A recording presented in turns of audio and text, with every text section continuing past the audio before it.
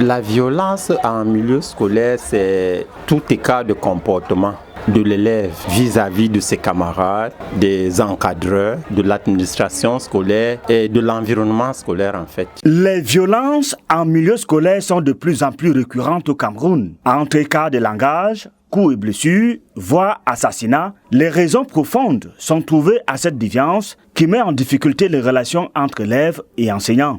Beaucoup plus la consommation des stupéfiants et puis aussi l'éducation. Parce que quand un enfant a vécu dans un environnement violent, il a tendance à le répercuter lorsqu'il est face à un de ses camarades qui lui manque également de respect. La faute est partagée, la faute qui revient aux parents parce que certains enfants sont abandonnés à eux-mêmes depuis la mauvaise compagnie chez les enfants naturellement. L'enseignant n'a pas de responsabilité par rapport à la violence qui sévit en milieu scolaire parce que l'enseignant seul ne peut pas recadrer un enfant qui est violent.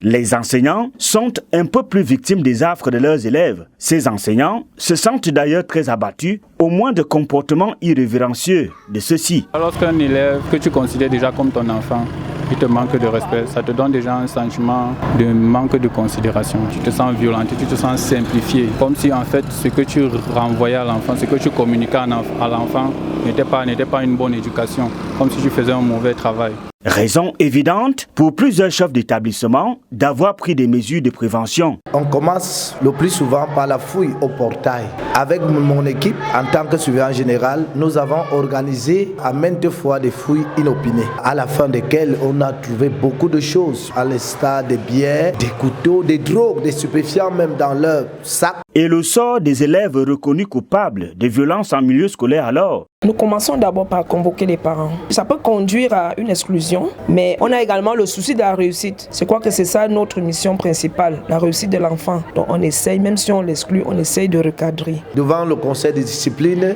les exclusions peuvent aller de 3 jours à 8 jours, et voire même à l'exclusion définitive. Et pour des objets, des cas dangereux, on saisit parfois les autorités. Nous sommes en collaboration avec le commissariat et la brigade de gendarmerie.